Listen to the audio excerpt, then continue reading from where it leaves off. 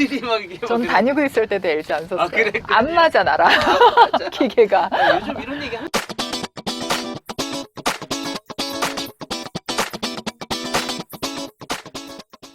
기업에 나가서 강의를 하고 있고요. 그리고 그 하고 있는 강의 분야의 한 꼭지가 컬러 테라피라는 강의를 하고 있습니다.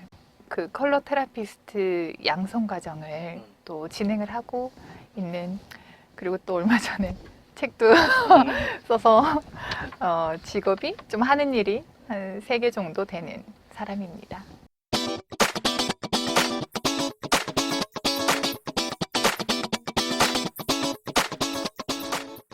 컬러 테라피스트는 컬러 테라피를 하는 사람이거든요. 그래서 테라피스트가 뭔지에 대해서 먼저 설명드리기 전에 컬러 테라피가 뭔지에 대해서 좀 아셔야 될 것 같아요. 컬러 테라피는 내 마음, 심리 상태, 내가 요즘 마음 상태가 이래서 뭐 주변 사람들을 만날 때 별거 아닌 거에 좀 짜증이 나거나, 아니면 내가 좀 요즘 무기력하거나, 아니면 삶의 방향성을 잃었거나, 이런 심리 상태를 컬러를 통해서 파악하게 되는 거죠. 그리고 컬러를 통해 나도 몰랐던 내 마음을 알게 되고, 내 마음의 소리를 듣게 도와드리는 사람인 거죠. 그래서 지금보다는 조금 더 가볍게, 조금 더 행복하게 살아갈 수 있게, 내 삶을 부정하는 게 아니라 내 삶을 인정하고, 나를 인정하고, 그리고 내가 가지고 있는 긍정성, 아름다움, 이런 것들을 컬러를 통해 대화를 나누는 사람입니다.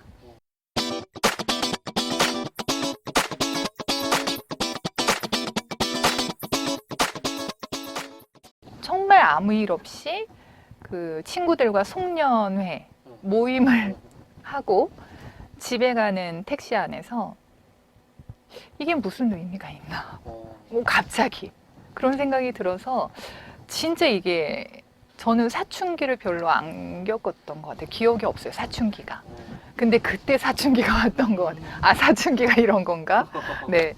그래서 우연히 이 컬러를 접하게 됐고, 제가 선택한 컬러 그 병들이 갖고 있는 메시지를 그 책을 통해서 읽는데 되게 많은 위안이 되더라고요.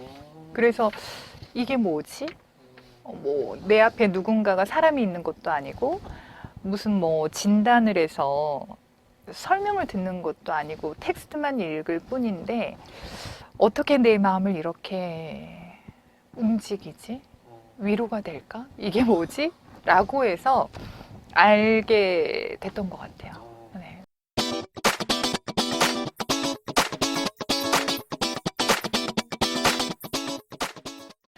블루가 눈에 끌려서 선택하신 분들은 책임감이라는 이슈가 있는 거죠. 가족 간에서도 무언가 내가 우리 가족을 책임져야 된다. 심적으로도 그렇고 외부적으로도, 실제로 경제적으로도 책임을 지고 있는 분들도 계시고요. 그리고 조직에서는 무언가 내가 중간 관리자든지 아니면 리더든지 우리 조직에 대한 막중한 책임감을 느끼고 계실 때, 그리고 무언가 나랑 세상이 좀 동떨어져 있는 것 같다. 사람들은 되게 쉽게 살아가는 것 같은데 나 혼자 되게 무거움을 지고 있는 것 같다. 삶에 대한 무게감, 그로 인해서 또 내가 무언가 조직이나 가족이나 세상을 위해서 내가 할 수 있는 게 없구나. 책임감이 너무 과해서 거기에 내가 무언가를 많이 할 수 없다라는 그 느낌 때문에 무기력을 느끼시는 분들도 블루를 많이 선택하세요. 이렇게 컬러마다 그 각각의 상황과 그런 심리, 그래서 스토리가 나오는 거죠.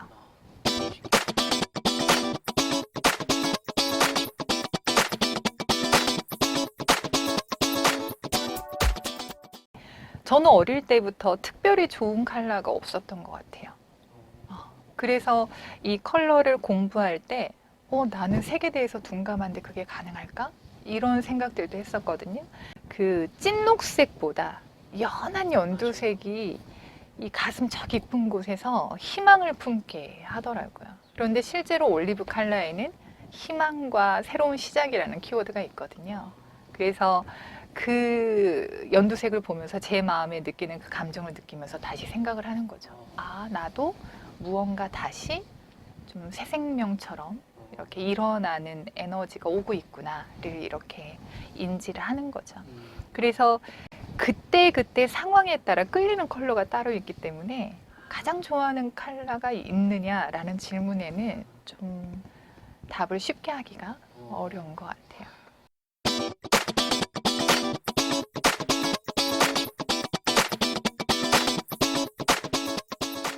그 대학교 3학년 때인가 4학년 때인가 정확하게 기억이 안 나는데 그 여름방학 때 7주짜리 그 비서 특강이라는 프로그램이 있었어요. 학교에서 좀 취업률을 높이기 위해서 비서한테 적합한 스킬을 알려주실 분들을 이렇게 초청해가지고 7주였던 것 같아요. 그 프로그램을 했었는데 그때 에버랜드 강사님이 오셨어요. 그래서 저희한테 매너 강의를 하셨던 것 같아요. 근데 그 모습이 너무 좋아 보이는 거죠. 그래서 그때 아, 나도 저런 강사가 돼야겠다 라고 꿈이 생겼죠. 그런데 친구들에게 나 이런 직업을 한번 해볼 거야 라고 얘기를 하고 있었는데 친구 한 명이 LG전자에서 사내 강사를 구한다. 근데 마감일이 내일까지다. 그래서 정말 부랴부랴 이력서를 작성해서 입사 지원을 했던 것 같아요. 그리고 사내 강사가 됐죠. LG전자에서 사내 강사는 뭘 하는 거냐면 그 전국에 대리점들이 있잖아요. 거기를 다니면서 친절, 고객을 응대할 때 세일즈 스킬, 세일즈 화법 이런 화법을 해야 제품이 더 잘 팔릴 수 있고 그리고 어떻게 하면 더 친절하게 응대를 할 수 있느냐 이런 것들을 강의하는 직업이었거든요.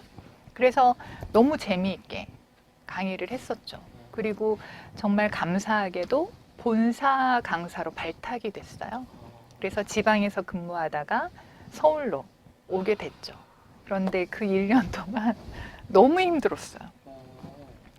뭐 하루 8시간 강의를 혼자서 몇 박 며칠 동안 다 하기도 하고 너무 그 총괄 강사로서 해야 될 게 너무 많았죠. 그리고 체력도 건강하지 않은 사람이어서 되게 버거웠어요. 그래서 몸이 많이 안 좋아지고 무언가 나는 더 열심히 하고 싶은데 몸이 안 좋고 이러다 보니까 아, 일단은 그만둬야겠다 라고 해서 사실은 더 많은 이야기가 있어.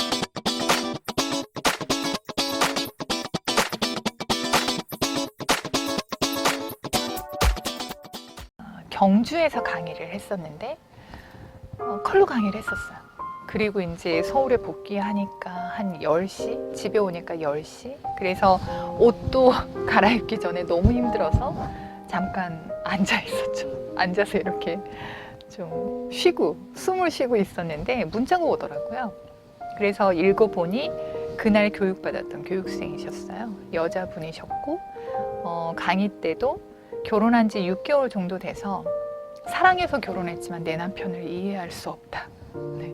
그때가 가장 갈등이 심할 때라고 들었거든요. 근데 문자에서는 강사님의 강의를 듣고 칼라로 내 남편을 이해할 수 있었다.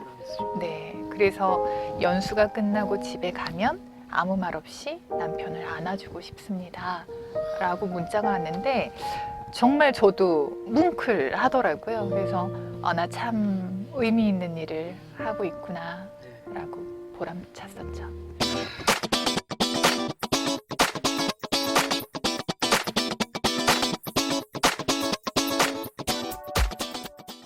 칼라로 기업에 강의를 나가면서 만난 횟수가 이제 13년인 것 같아요. 근데 정확한 기억은 아니지만 6년, 7년째서부터 마음속에서 이제 이거 가지고 남 앞에 나 좀 안다라고 말할 수 있겠다 라는 생각이 들더라고요. 강의를 할 때마다 정말 2시간, 3시간 짧은 시간이잖아요. 그런데 한마디씩 해드릴 때 그분들이 되게 위안이 됐다. 그리고 어떤 이유에서건 눈물을 흘리시는 분들이 간혹 계세요. 그런 걸 보면서 참 이 컬러가 가진 힘이 분명히 있구나라고 확신이 더 강해지는 거죠. 그리고 임상들이 더해질 때 문득 이런 생각이 들더라고요. 이 컬러로 사람들이 위로를 받는다라고 하는데 제가 모든 분들을 만날 수는 없잖아요. 그래서 강의를 하는 것처럼 이 컬러를 간접 경험을 할 수 있는 채널이 있으면 좋겠다라고 생각을 해서 강의하던 거를 글로 쓰면 되지 않을까라는 생각들은 한 5, 6년 전서부터 계속 하고 있었던 것 같아요. 그런데 출장이 많다 보니 갔다 오면 지쳐요. 그래서 물론 부지런하신 분들은 뭐 새벽에 잠들기 전에 따로 시간을 마련해서 이렇게 할 수도 있지만 저는 거기까지는 아니었던 것 같아요. 그러던 차에 코로나로 강의가 다 없어지니까 그때도 건강하게 보내야겠더라고요. 사실 저희한테는 그런 느낌이었거든요. 날마다 출근하던 직장에서 갑자기 나오지 말아라 라는 그 느낌이었어요.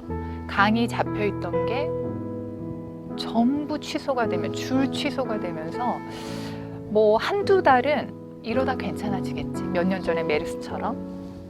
근데 2달, 3달이 지나고 또 회복 기미가 안 보이고 더 심해지니까 이거는 대비를 해야겠다. 안 그러면 나의 정신적인 문제도 문제가 있겠다라고 해서 내가 시간이 주어지면 뭘 할 수 있었을까? 시간이 없었을 때 내가 가장 아쉬웠던 게 뭘까를 생각해 보니까 이 책 쓰기가 있더라고요. 그래서 책을 썼죠.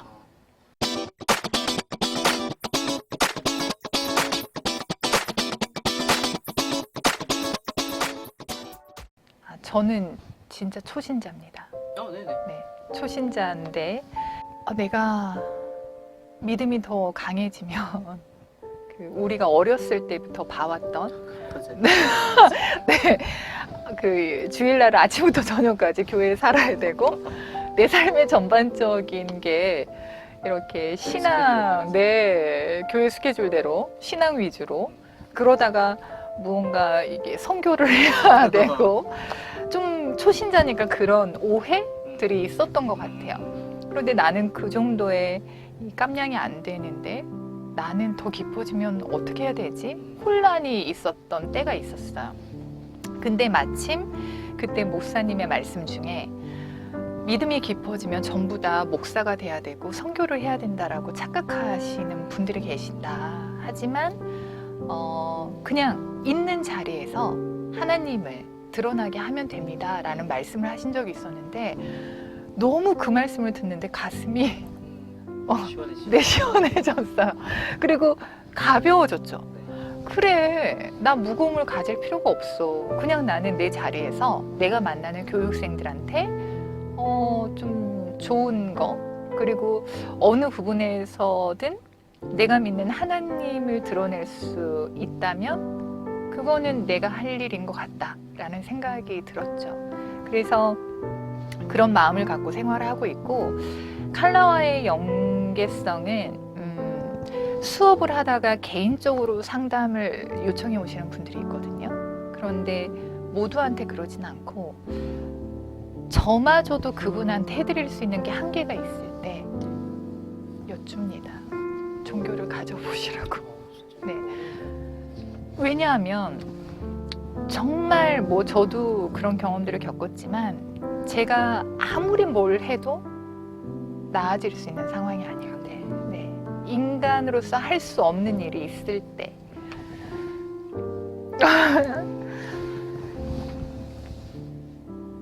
저희 아버지가 교통사고가 나셔서 그 의학적인 기술로도 가망이 없었던 상황이셨는데 딸의 입장에서 아버지를 이렇게 보내드릴 수가 없더라고요. 그러니까 제 믿음 생활 중에서 가장 절실하게 하나님을 찾았던 때가 그때였던 것 같아요. 제가 아무것도 해드릴 수 없을 때. 그래서 사람들은 그런 정말 그 가정 내에서 폭력이라던가 정말 자기 힘으로 할 수 없는 일들을 겪고 있는 분들이 계시거든요. 근데 그분들의 모든 것들을 제가 해드릴 수 없잖아요. 그런 분들한테 신앙을 가져보시는 게 어떠냐라고 지그시 추천을 드리죠.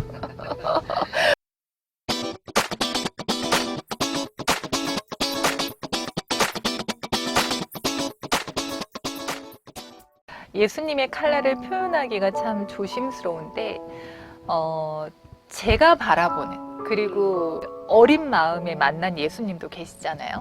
그리고 제 일생 전반에서 그 경험했던 예수님의 칼날을 보면 저는 핑크라고, 네, 예수님을 생각하면 희생이라는 거가 가장 저한테는 큰데 저도 그 정비가 안 됐을 때 희생이라는 단어는 피해의식으로 생각하고 있었어요. 저한테 희생은. 그런데 교회를 다니면서 말씀들을 들으면서 예수님의 희생은 피해의식이 아니라 기쁨의 희생? 근데 그 기쁠 수 있었던 건 사랑하는 마음이잖아요. 그래서 핑크는 사랑을 담고 있는 컬러거든요. 누군가를 위해서 자기를 저버리는 거는 희생이지만 숭고한 기쁜 희생이잖아요. 네, 사랑이 베이스가 된. 그래서 예수님의 칼날을 제가 조심스럽게 한다면 핑크가 적절한 것 같아요. 여러분들의 일상 속에서 수시로 내 마음속에 올라오는 칼라, 내 눈에 들어오는 칼라들이 있으실 것 같아요. 그 칼라의 메시지를 모르시지만 내가 끌리는 칼라가 있다라고 하면 그냥 오롯이 그 칼라가 주는 에너지를 기쁜 마음으로 충전하시면 좋으실 것 같아요. 사랑이 필요한 분들은 핑크가 끌리기도 하고요. 위로가 필요한 분들은 또 바이올렛이 끌리기도 하고, 각각의 컬러가 끌리는 이유가 분명히 있거든요. 그러면 그 끌리는 컬러들을 보시면서 내 마음을 들여다보시면 좋을 것 같아요. 요즘에 나한테는 어떤 게 필요해서 내가 이 컬러를 바라보고 있나, 그리고 나에게 위로와 사랑을 주듯이 그 마음 그대로 주변 사람들에게도 사랑과 위로를 주는 여러분들이 되셨으면 좋겠습니다.